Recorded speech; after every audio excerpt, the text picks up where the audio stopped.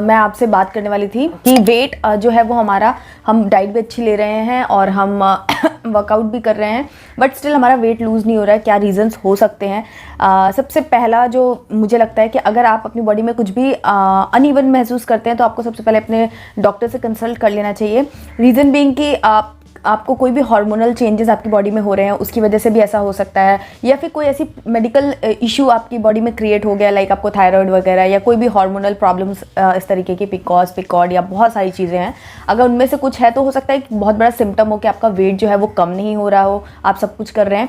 तो अगर आपको ऐसा अदर इसके साथ में और भी कोई सिम्टम्स आपको दिख रहे हैं, लाइक आपको वीकनेस है, आपको आलस आता रहता है, आपके बाल झड़ रहे हैं, या कोई भी अलग सा सिम्टम अगर आप महसूस कर रहे हैं तो सबसे पहले आप अपना चेकअप करवा लीजिए।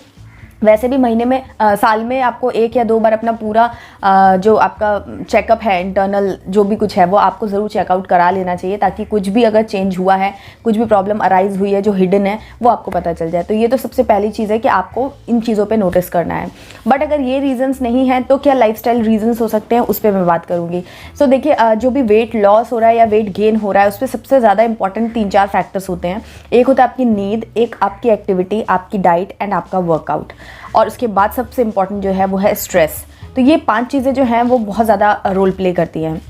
तो आपको ये देखना है, आप डाइट तो अच्छी फॉलो कर रहे हैं। अच्छी का मतलब क्या है? सिर्फ अगर हम कई बार कन्फ्यूजन क्या होता है, फ्रूट्स बहुत हेल्दी है तो हम बहुत सारे फ्रूट्स खाते जा रहे हैं।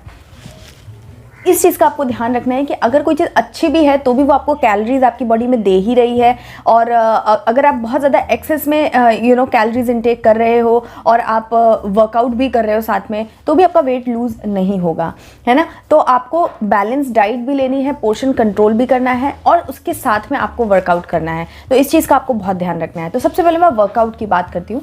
तो वर्कआउट में ये है कि अगर आप बहुत ज़्यादा इंटेंस वर्कआउट कर रहे हैं या फिर आप बहुत ज़्यादा लंबे टाइम तक एक ही वर्कआउट कर रहे हैं जिससे कि आपकी बॉडी ने रिस्पॉन्ड करना बंद कर दिया है, तो आप अपने वर्कआउट को थोड़ा सा चेंज कीजिए, थोड़ा सा और उसकी इंटेंसिटी अगर बढ़ा सकते हैं तो वो बढ़ाइए। अगर आप वॉकिंग करते हैं तो ज़्यादा स्पीड से वॉक कीजिए, और योगा वगैरह अगर करते हैं तो थोड़े से डिफिकल्ट आसन पे जाइए। तो जो भी आप वर्कआउट कर रहे हैं उसको थोड़ा सा इंटेंस करके देखिए कि हो सकता है आपकी बॉडी तब रिस्पॉन्ड दो। अगर वो उसको आदत हो गई उस चीज़ की तो वो रिस्पॉन्ड नहीं करेगी, इसलिए आपका वेट लूज़ नहीं हो रहा हो।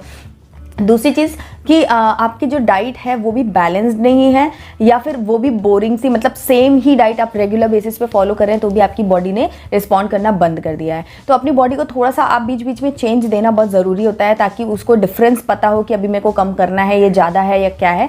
इस मतलब कॉन्सेप्ट के साथ में आपको अपनी डाइट और जो वर्कआउट है उसमें थोड़े बहुत चेंजेस लाते रहना चाहिए, जिससे कि आपको ज़्यादा असर देखने को मिलेगा। उसके बाद नेक्स्ट जो बात करते हैं कि आप सब कुछ कर रहे हो बट आप नींद प्रॉपर नहीं ले रहे हो। आपको ये चेक करना है कि आपकी नींद प्रॉपर हो रही है कि नहीं, आप फ्रेश महसूस कर रहे हो कि नहीं, क्योंकि अगर आपकी नींद अच्छी नहीं होगी तो आपका मेटाबॉलिज्म प्रॉपरली वर्क नहीं करेगा, आपके जो प्रॉपर हार्मोन्स होते हैं वो अच्छे से रिलीज नहीं होंगे, तो आपको ये प्रॉब्लम हो सकती है कि आपका वेट, आप सब कुछ कर रहे हो बट वेट लूज़ नहीं हो रहा है, क्योंकि आपकी बॉडी जो है वो फ्रेश नहीं है, उसको प्रॉपर रेस्ट नहीं मिला है, वो रिकवर नहीं कर पा रही है, तो वो आपका वेट नहीं लूज़ हो पा रहा है। तो नींद लेना बहुत ज़रूरी है, साउंड स्लीप लेना ज़रूरी नहीं है। ऐसा नहीं कि आप 10 घंटे तक सो तो रहे हो बट आप स्ट्रेस में ही हो और आप सोचते रह रहे हो अनकॉन्शियसली, तो वो भी ज़रूर, मतलब उस पर भी आपको ध्यान देना है। तो ये बहुत बड़ा फैक्टर है जो हम काउंट नहीं करते हैं, बट अगर आपकी नींद की कमी है तो आप उसको पूरा करिए और फिर आप देखिए कि आपको ज़रूर से डिफरेंस देखने को मिलेगा।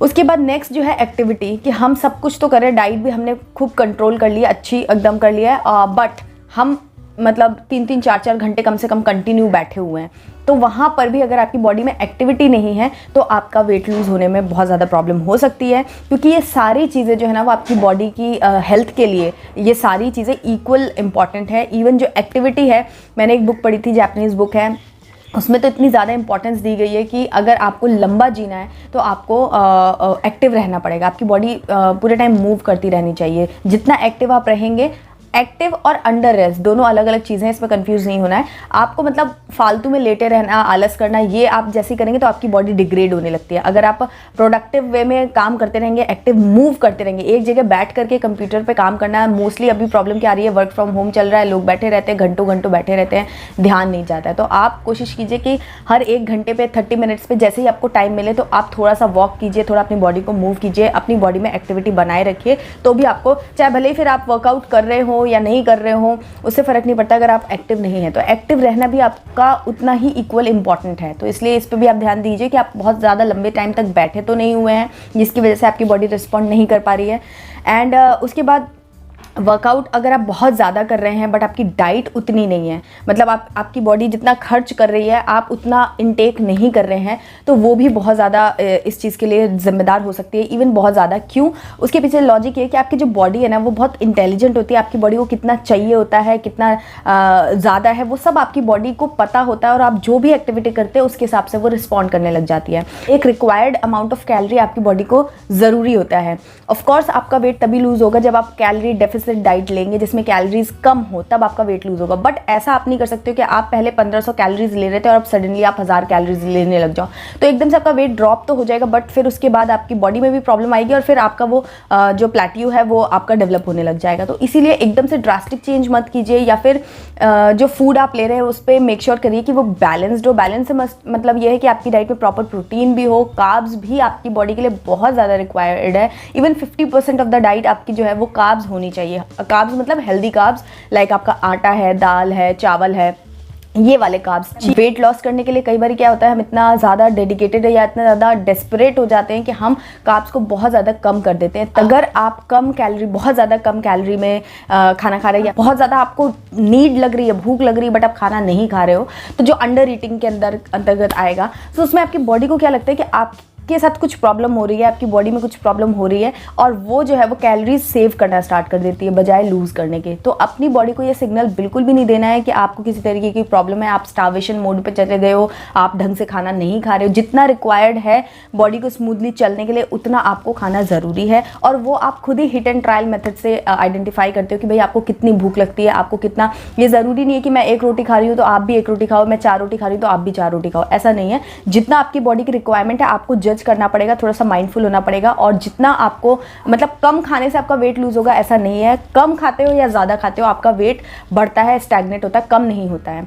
तो जब आप अप्रोप्रिएट अमाउंट ऑफ ईटिंग करोगे और बैलेंस्ड ईटिंग करोगे तो फिर आपका वेट भी लूज होगा, आपका वेट एक हेल्दी वेट बन करके रहेगा, आपकी बॉडी में हेल्थ आएगी। डाइट में एक बहुत इंपॉर्टेंट चीज़ आती है, वो ये कि हम जब जैसे सोचते हैं कि डाइट है तो यार पिज़्ज़ा नहीं खा सकते हैं या फिर हम चाट पकौड़ी नहीं खा सकते हैं, बट आपने मेरे व्लॉग्स अगर रेगुलर फॉलो किया हो तो आपने देखा होगा कि जब मैंने चैलेंज भी लिया था तभी भी मैं कुछ चीज़ें अनहेल्दी हम जैसे काउंट करते हैं मैं वो भी खाती थी। तो यहाँ पर एक ट्रिक आता है, वो ये कि आपको किसी भी पर्टिकुलर चीज़ को अपनी लाइफ में बैन नहीं करना है, कम करना है, पोर्शन कंट्रोल करना है, मॉडरेट करना है, बट बैन नहीं करना है। क्योंकि जैसे ही आप बैन करते हो ना तो आपको उस चीज़ की और ज़्यादा तलब लगती है, और जब आप उसको इनटेक करते हो ना तो वो बहुत ज़्यादा एक्सेस में इनटेक करते हो और बिना सोचे समझे इनटेक करते हो। मतलब 10 दिन तक तो आपने कंट्रोल किया बट जीवन भर आप कंट्रोल तो नहीं कर सकते हो। तो फिर क्या होगा, जब भी वो डेस्परेशन आपको वो मौका मिलेगा ना तो वो एकदम से आप बहुत ज़्यादा इनटेक कर लोगे।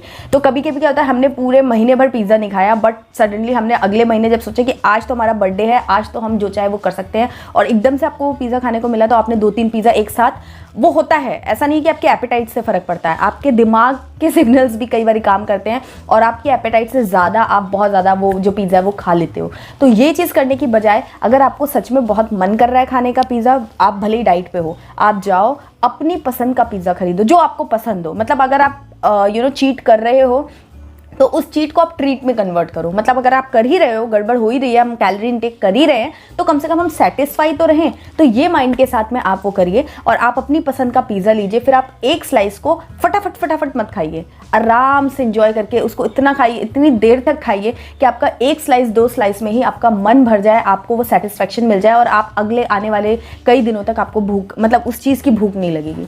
तो ये चीज़ करना बहुत ज़रूरी है। कई बार क्या होता है कि हमारा मन तो कर रहा है, हम खुद नहीं खाते बट हम कहीं पार्टी में गए, हम मौका ढूंढते हैं कि हमें ऐसा हो जाए कि यार हमने तो इस वजह से खाया, हमें एक वजह मिल जाए कि यार इस वजह से प्रेशराइज होकर खाया, अदरवाइज तो हम खाने वाले नहीं थे। जब ये रीज़न आता है ना तो फिर वहाँ पर क्या होता है कि आप सब कुछ तो अच्छा कर रहे हो बट एक बार वो जो गलती करते हो वो आपको प्रॉब्लम देती है। तो इसीलिए इस चीज़ से बचो। कोई भी चीज़ अपनी लाइफ में बॉयकॉट मत करो, वंस इन अ वाइल हर चीज़ खानी चाहिए, उससे आपको और मोटिवेशन मिलता है आगे चीज़ें करने के लिए। आपकी बॉडी को भी आइडिया रहता है कि हाँ भाई अच्छा भी आता है, बुरा भी आता है, बैलेंस आता है, सब कुछ आता है। और पानी इनटेक करना बहुत ज़रूरी है।